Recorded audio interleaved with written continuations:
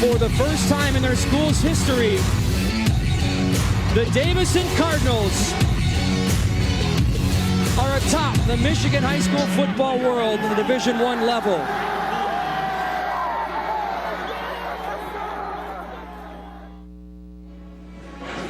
This is a game.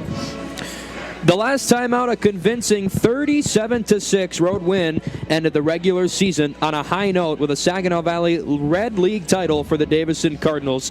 Another chapter written tonight between these two teams. The 2020 MHSAA football postseason begins tonight for these two. A rematch from a week ago between the Davison Cardinals and the Lapeer Lightning. Hi, everybody. Thanks for tuning in to DTV Charter Channel 191 and live on our YouTube stream at DTV on YouTube. Chris, Jared, Mason, Paul Mantier, happy to have you with us, joining with us on this chilly Friday, October 30th, 2020. Mason, we had the game in Lapeer the last time these two teams met. You know, for the Davison Cardinals preparing for this game, it's a little tricky. You have to think the Cardinals will prep for this game just like any other team, not, you know, trying to remember what they did last week. Yeah, I mean, it was a slow start for them last week. I mean, it took them a second to get things going, especially with the cold weather. Had to move the ball on the ground a lot more, which they've been used to this season, but they really had to just adapt to that Lapeer defense too, because they stopped them on that first drive of the game. But once Davison got the wheels turning, it was all money from there. Cardinals ended a back-to-back SVL Red League title run for the Lapeer Lightning with a title win of their own. It ended the 6-week season undefeated, 6-0, and we start the 2020 postseason play tonight. Cardinals in their maroon home jerseys and pants, and they'll take the opening kick. It's spotted just inside the 20-yard line, and we are underway from Cardinal Stadium. Little return, but a tackle made around the 25-yard line. Decent field position where the Cardinals will have it 1st and 10. When remembering, Mason, some of the biggest takeaways from that last game, the Week 6 game in Lapeer, fielding position was a big thing for the Cardinals. A lot of different times they started in strong field position, and that resulted on the scoreboard. Yeah, I mean, you saw the first drive they had, didn't have any score on it, and they started right around where they're starting right now. But once they got that better field position later on, like you said, really helped them out, getting some points on the board. Everybody now officially underway with postseason play in 2020. Everybody making it. There's been some tough outcomes with a couple teams in the state of Michigan having to cancel their Week 1 games due to some COVID positive results. Some area, I should say, games happened last night on Thursday, and we'll get you those scores when we can. Sullivan will throw on first down. It's a low one, but they're going to say incomplete. Thought that Murray Flowers maybe caught it around the 30, but must have bounced once off the grass before it found 2. And the chains even move, but they'll go back. It'll be 2nd and 10. Yeah, maybe either that or it just slipped out of his hands, hit the ground before he could get some control of it. We'll get you all of the regional matchups tonight for the Cardinals as the 3 seed. Clarkston, the top seed, taking on 8-seeded Oxford. We'll get you the scores as well when we can. Handoff to, I believe, Kreiderman up the middle past the 25. But nothing much further. Going to be 3rd down and maybe 7 coming up for the Cardinals on their opening drive. Going on the other matchups, 4-seeded Grand Blanc Bobcats, who've been on a tear lately, taking on 5th-seeded Lake Orion. 2-seeded Rochester taking on 7-seeded Rochester Adams. And then your 3-6 matchup between Davison and Lapeer right here in Davison. Yeah, Grand Blanc's offense has really just been on a tear lately. You saw a couple weeks ago they were able to put up a little bit over 20 points on Davison, one of the better defenses here in the SVO. Yeah, they've rattled off 4 straight wins, including the Week 6 win against previously unbeaten Saline, 14-13. That was a thriller. Sullivan throws, caught out of bounds is Dion Brown around the 40-yard line, but a pitch and catch to Dion Brown for a conversion for the Cardinals on 3rd down, and Dion Brown was a big piece last week. Cards didn't really throw it too much in the first half, but in the second half they really let it fly. Well, yeah, you saw in the first half they were running the ball a lot, didn't make that much progress that quickly, and like we saw here, same scenario. And then once they turned to the air game, it started really paying off for them. Sullivan last week 9 for 15 for 149 yards, 2 touchdowns, no picks, and Dion with 4 catches for 49 yards. Sullivan will keep it right on up the middle and a lot of room to work with. Bouncing through the secondary, look out! There goes the senior down the sideline, and nobody's going to catch him! Touchdown Cardinals! That's the best way you want to start off your first round of the playoffs here. A big electric touchdown like that by starting QB Brendan Sullivan. A 60-yard house call for the Cards on their opening drive. Sullivan had a 55-yarder come all the way back last week. No flags on the play this time. This one counts. Yeah, great run there. It looked like he might have been called down for a second, but he was able to work his way through that defense and just run it in for a touchdown. No better way to set the tone at home to start the postseason than a 60-yard scamper up the middle. Hopkins on to boot the extra point. Everybody jumped up front. Even a high snap that went over Ray Sturgill's head. And now the Cardinals calling Sullivan back out onto the field. Look like they mean business here, going for 2 on this extra point conversion. You know, penalties were an issue last week, mainly for the Cardinals. 7 for 90 yards, just 3 for 15 for Lapeer. You know, as you get closer to postseason, you're in postseason play now. One of the things for the Cards that they might want to try to diminish and tweak when you move forward. Yeah, I mean, ease up on those penalties. Yeah, it'll definitely hurt you in the end when you're trying to put points on the board and you just can't quite get close enough to the end zone because of those penalties just hitting you back and forth. Was Lapeer that faulted there on the extra point conversion, and the Cardinals now trying to make them pay for it. Sullivan over center, and they'll give to Kreiderman. Lost his footing, and they're going to say he did not get there. The top official comes in and says that he slipped. I think the seam was there, but Kreiderman slipped up after the handoff from Sullivan. Now, we've seen Davison just give it to Sullivan, and he follows his blockers up the middle. But right there, they try to hand it to Kreiderman. No good. But 10:48 left to play, and let's take another look at the Cardinals getting on the scoreboard first. A little fake give, and then Sullivan was gone. Yeah, I mean, right here, just able to find that hole right through that defense and run it down the sideline. And with that speed he put on during the last offseason, you know he's going to win that foot race. Sam Soldensky, the safety over top. That's even as the last line of defense, it's tough to catch up to the senior quarterback keeper. He's letting you know about it, that the Cards are on the board first. So just a little bit over a minute underway in the first quarter, and the Cardinals strike first. And now this Lapeer offense set to take the field after the Cardinals will boot it away from their own 40-yard line. Now, the last time out, talk about tough starts, it was really difficult for Lapeer to turn the gears in that first half against the Cardinals. But, you know, you have to credit that a lot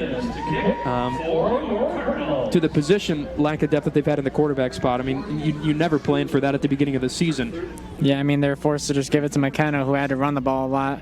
Not the most experienced QB, more of a running back for sure. Return on for the Lightning. Little bit past the 25-yard line. And so the Cardinal defense will come out onto the field, who held these Lightning to just 90 total yards last week and really did their job as they posted a 0 up on the scoreboard for almost the entirety of the game. But the first play of the fourth quarter, Lapeer took it right on up the middle, and I believe the tackle made it the 1, and then they were able to punch it into the end zone. Yeah, I mean, when you have that QB situation like we were just talking about, you're going to see a lot of runs, and Davison was just able to pick up on that and really just set their defense up for that really efficiently during that game. We talked a lot about the sophomore for Lapeer, Ethan Willis, that got a lot of the second half reps after McKenna, but it looks like it's Chandler Thrower who had to sit out almost all of the regular season. He had last week, week 6, in an arm sling, the Davison transfer. Chandler Thrower at quarterback for the Lightning. Calls his man in motion, and that is McKenna on 1st and 10. Looking to throw over top, and it's caught just shy of the 25. Nice open field play, and a big tackle just past the 30. That's the freshman, Carter Harriman, that makes a play. Yeah, and we've been talking about him quite a bit this season, really just making a difference on the defensive end for the Cardinals. And doing well to fill the holes left by Logan Pasco, and then Gabe Smith from that injury he suffered early on this season. Tough role to play if you're Gabe Smith, who's down there just around the Cardinal 40-yard line, still on that scooter. Yeah, I mean, the best you can do is just mentor your linebackers and just do whatever you can to help them succeed on the field when you can't be on it. And no one is prepared to take on that role, but he's done it well. Of course, has stayed involved the entire season and will be hitting it hard in the offseason, ready to be back for next year. Here's 2nd down and 6 for the Lightning. Thrower will give it, and a lot of room up the middle. Pizzala trying to close the gap and makes a tackle as the pile surges past midfield. That was Bronson Butler, the senior, that took it from Thrower and had a lot of room to work with. Yeah, and you see when they have a quarterback that normally plays quarterback in the pocket, they're really able to do a lot more on the offensive end, just able to keep the defense a little bit more on edge. And so the Lightning moving the football here on their first drive. They break midfield now in Cardinal territory at the Davison 49, 1st and 10. 9:30 to play in the first quarter. Cardinals were put in a third down situation. They little pitch and catch to Dion Brown from Sullivan. They converted. And then right on up the middle, the next play for Sullivan on a keep. Thrower alone in the pocket. He's got 3 options to the near sideline. And now Butler in motion. 2 split out to his left. He'll throw it short. Ball's out and a drop from Butler as he had room to work with. And again, there is Carter Harriman closing the gap. Yeah, just couldn't quite connect with that short pass. Looked like it might have been a little bit too far out wide for him to grab. Tried to stick that one hand out, but wasn't quite able to haul it in. It was pretty one-dimensional for the Lapeer offense last week. As you mentioned, it was really McKenna who shouldered all of the quarterback responsibilities, and you can almost safely guarantee that it was a run every time. They didn't really throw the ball too much in the first half, if at all. But now with Chandler Thrower back in for the Lightning, it looks like they've certainly got more to offer with McKenna. I mean, he certainly didn't plan on having to play quarterback in the beginning of the season. And he's right where he was hoping to be, which is next to a quarterback in the backfield doing what he does best, and that's just being an option on this offense instead of the only factor, which is what he was, or really what it felt like last week. Yeah, it could really provide for some more diversity on the Lapeer offensive end of the ball. It just helped them. Before 2nd and 10, we've got whistles, and Lapeer wants to take a timeout down on the field and talk it over before 2nd down. Just past midfield at the 49-yard line, we've got our first stoppage of the game. Yeah, I mean, it's been a decent one so far. That big score by Sullivan early in the first, and now Lapeer's trying to make their way down the field, see if they can make something out of this drive. Certainly chilly, as it was right at 30 degrees to start tonight's ball game, and it feels like it's always been cold. Even week 1, it was chilly against Powers, and it's going to get down into the 20s here as we progress into this first half and into the second half tonight on the day before Halloween. Yeah, not only that, it's always cool when we play Lapeer too. I mean, last season on top of that press box, had the space heaters with us. Yeah, and then even last week.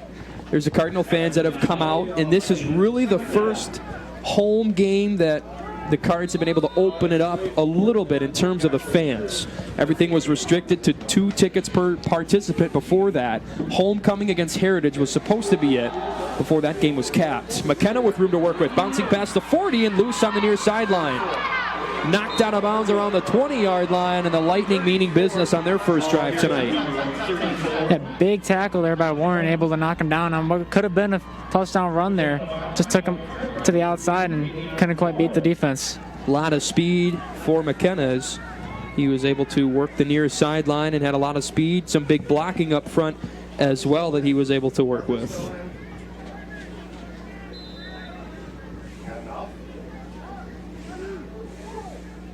Lapeer's first 2 weeks went to plan as they defeated Arthur Hill 49-12 and Powers 36-21 before being topped by Grand Blanc 34-16. They topped Carmen 35-8, and then back-to-back losses to end this short 6-week regular season. Thrower will give it to McKenna, and a nice open field tackle right up the middle, outside on the edge. And a big play made right there by the Cardinals to slow down McKenna. Yeah, I mean, they've just able to break through that line real easy there. Find McKenna in the backfield and take him down. What was his number? It was just 9, not 30. Anybody see the number on that? 30?